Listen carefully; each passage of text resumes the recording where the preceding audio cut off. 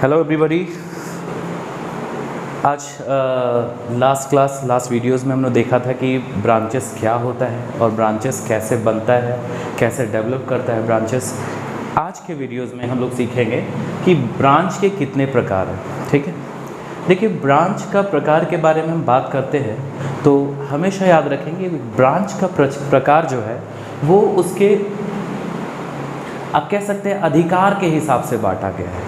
Branches के power के हिसाब से ब्रांचेस को बांटा गया है।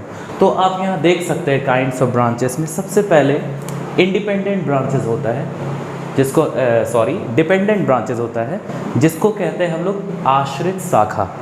इसके बारे में डिटेल्स में हम लोग जानेंगे। सेकेंड ब्रांचेस है इंडिपेंडेंट ब्रांचेस, इसको कहते हैं स्वतंत्र शाखा। एंड थर्ड ब्रांचेस है फॉरेन ब्रांचेस जिसको हम लोग कहते हैं विदेशी शाखा। पहले आसान शब्दों में ये समझा जाए कि ये ब्रांचेस होते क्या है, डिपेंडेंट ब्रांचेस क्या है, इंडिपेंडेंट ब्रांचेस क्या है, फॉरेन ब्रांचेस क्या है। ओके, डिपेंडेंट ब्रांचेस ऐसे ब्रांचेस होते हैं जो किसी भी कार्य के लिए पूरी तरह से हेड ऑफिस के मतलब आप कह सकते हैं मुख्यालय के टोटली अधीन होते हैं, उसके अंदर होते हैं। उसके हर एक डायरेक्शन में डिपेंडेंट ब्रांचेस काम करते हैं। ऐसे ब्रांचेस जो हेड ऑफिस के अधीन होके डिपेंड होके टोटली डिपेंडेंटली काम करते हैं, ऐसे ब्रांचेस को हम लोग डिपेंडेंट ब्रांचेस कहते हैं। सेकंड ब्रांचेस आप देख रहे हैं इंडिपेंडेंट ब्रांचेस। आप देख सकते हैं यहाँ लिखा है स्वतंत्र शाखा, नाम से ही काम पता चल जा रहा है इंडिपेंडेंट ब्रांचेस।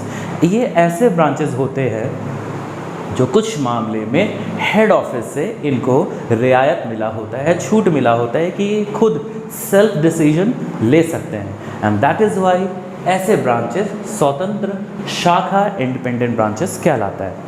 फॉरेन ब्रांचेस क्या होता है, अब ध्यान दीजिए इन दोनों ब्रांचेस को हम इनलैंड ब्रांचेस कह सकते हैं। इनलैंड ब्रांचेस मतलब जिस देश में हेड ऑफिस है उसी देश में अगर ब्रांचेस एग्जिस्ट करते हैं तो ऐसे ब्रांचेस को इनलैंड ब्रांचेस कहते हैं, मतलब कि स्वदेशी, अंडरस्टैंड, अपने देश में एग्जिस्ट करने वाला branches.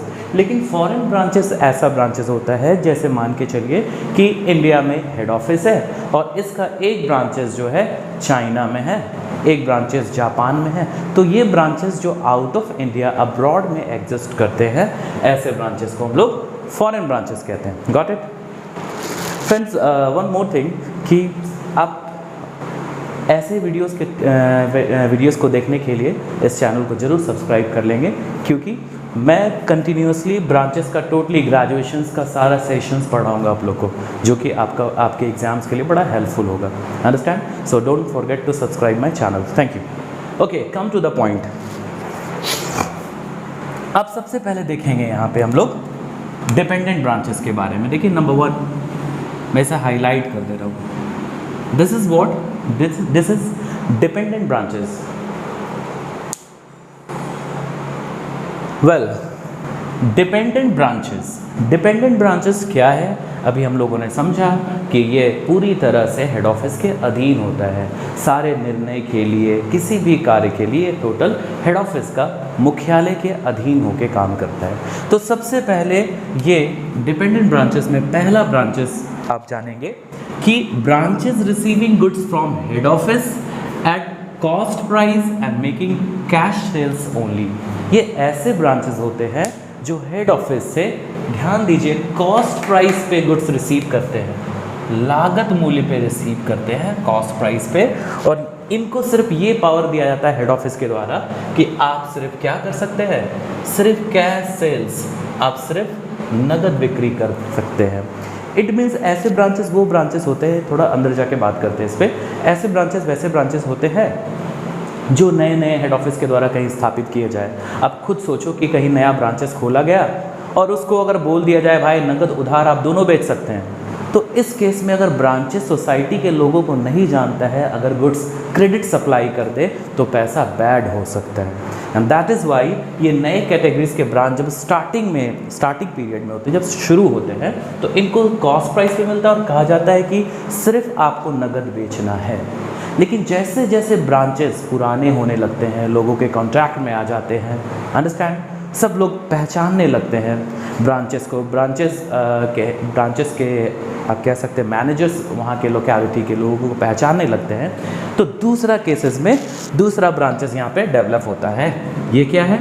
Branches receiving goods from head office, head office से ब्रांच रिसीव कर रही है गुड्स एट कॉस्ट प्राइस पे।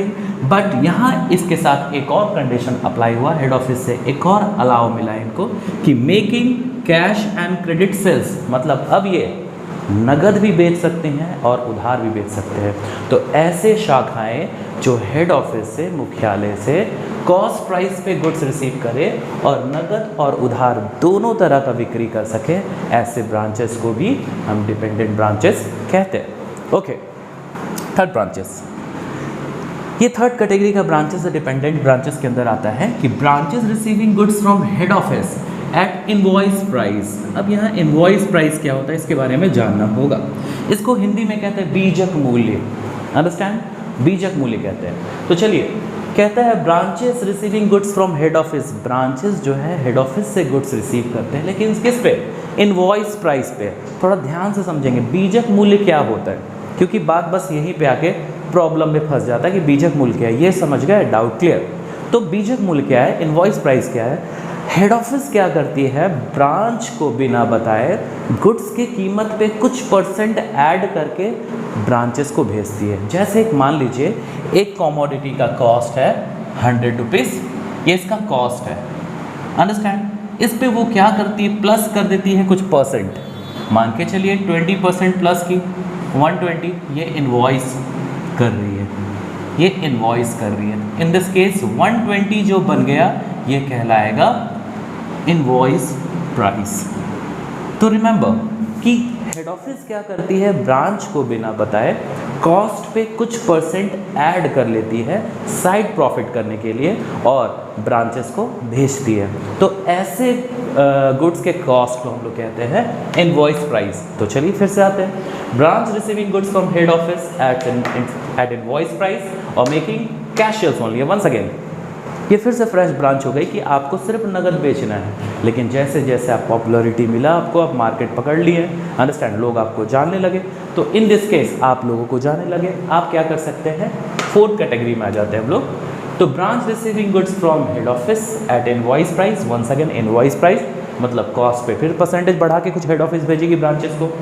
And making cash and credit both sales, आप नगद और उधार दोनों तरह की बिक्री कर सकते हैं। So we got it well that what is dependent branches. Dependent branches are those branches which is totally dependent on head office for decision making, understand. तो ऐसे ब्रांचेस को हम लोग डिपेंडेंट ब्रांचेस कहते हैं। अब आते हैं हम सेकेंड ब्रांचेस, इंडिपेंडेंट ब्रांचेस। अभी आप लोग को जस्ट मैंने बताया कि इंडिपेंडेंट ब्रांचेस क्या है, ये स्वतंत्र शाखा है।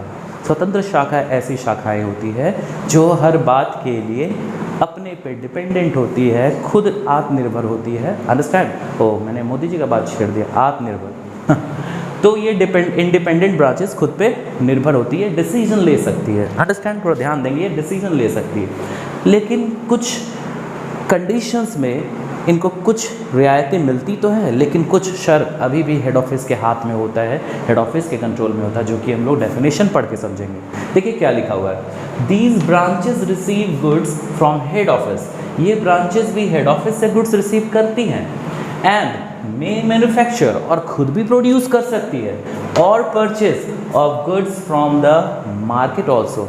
अगर ऐसा सिचुएशन आए जब इसको ऐसा लग रहा है कि हेड ऑफिस से अभी माल आने में बहुत टाइम है और इसका डील फेल हो जाएगा, तो इस तरह की ब्रांचेस ना ओपन मार्केट से गुड्स परचेस कर सकती है, इवन मैन्युफैक्चर भी कर सकती है, अंडरस्टैंड। तो ये ऐसे ब्रांचेस होती है जो क्या करती है, हेड ऑफिस से गुड्स रिसीव कर सकती है। अब ज़रूरत पड़ने पर देख रही है कि, अब जैसे मैं आपको एक एग्जाम्पल देके समझाता हूँ कि मान लीजिए कि एक हेड ऑफिस अपना धनबाद में है, हेड ऑफिस धनबाद में है, और इसका एक ब्रांचेस जो है मुंबई में है, अंडरस्टैंड। अब ट्रांसपोर्टिंग में तो काफ़ी टाइम लगेगा। चलिए मैंने एक लॉरी माल भेजा है हेड ऑफिस को, मुंबई को, ब्रांचेस को, लेकिन क्या हुआ, रास्ते में गाड़ी ख़राब होने के कारण गुड्स डिले हो गया, अंडरस्टैंड। इन दिस केस ऐसे ब्रांचेस अगर इंडिपेंडेंट हो तो वो सेल्फ डिसीजन ले सकती है कि कस्टमर को ओपन मार्केट से परचेस करके गुड सप्लाई कर सकती है। तो इन केस अगर गुड्स डिले हो रहा है पहुंचने में, तो इस केस में इंडिपेंडेंट ब्रांचेस क्या करती है, ओपन मार्केट से गुड्स परचेस करती है, अंडरस्टैंड, और अपने कस्टमर्स को बेच सकती है, understand. They are independent in all respects, ध्यान दीजिए, ये हर बात में इंडिपेंडेंट होती है, स्वतंत्र होती है, लेकिन कुछ अधिकार इनको नहीं दिए गए हैं, क्योंकि बाप तो बाप होता है, अंडरस्टैंड, हेड ऑफिस तो बाप है ना। तो in this case they are independent in all respect except that they are under the control of head office. ये हेड ऑफिस के नियंत्रण में रहते हैं। अगर हेड ऑफिस किसी बात पे अगर अंकुश लगा दे, कहीं रोक कर दे, तो in this case they have to stop, उनको रुकना होता है, अंडरस्टैंड। इन दिस केस याद रखना है क्या, कि वो सारे बात में हर केस में इंडिपेंडेंट है, लेकिन एक यहाँ पे एक्सेप्शन, अपवाद जो लगा हुआ है, किस बात का है, कि वो under the control of head office रहती है, हेड ऑफिस के कंट्रोल में रहती है। And last branches, foreign branches, मैंने अभी बताया कि फॉरेन ब्रांचेस ऐसे ब्रांचेस होते हैं जो स्वदेशी नहीं होती है, विदेशी होती है, इसीलिए इसको विदेशी शाखा भी कहा जाता है, ये विदेशों में एग्जिस्ट करती है। अब एक बात पे ध्यान देंगे, अगर वो फॉरेन ब्रांचेस है, विदेश में है, तो इंडिपेंडेंट होना जेन्युइन है, अंडरस्टैंड, वो डिपेंडेंट नहीं होती। अब सोचिए कि हम कितना बार गुड्स भेजेंगे, बहुत बार फेल हो जाएंगे, कार्गो से जाने में काफ़ी टाइम लगता है, अंडरस्टैंड। तो इन दिस केस ऐसे मैक्सिमम फॉरेन ब्रांचेस जो होते हैं इंडिपेंडेंट ही होते हैं। विदेश में रहने वाले ब्रांचेस इंडिपेंडेंट होते हैं, वो स्वतंत्र होते हैं, वो खुद का डिसीजन खुद से ले सकते हैं। So thank you very much for this video, for watching this video. Next videos में हम लोग सीखेंगे ब्रांच अकाउंट के बारे में आगे, कि ब्रांच अकाउंट कैसे, अपना हेड ऑफिस कैसे ब्रांच अकाउंटिंग मेंटेन करता है, कितने तरह से ब्रांच अकाउंट को बनाया जाता है।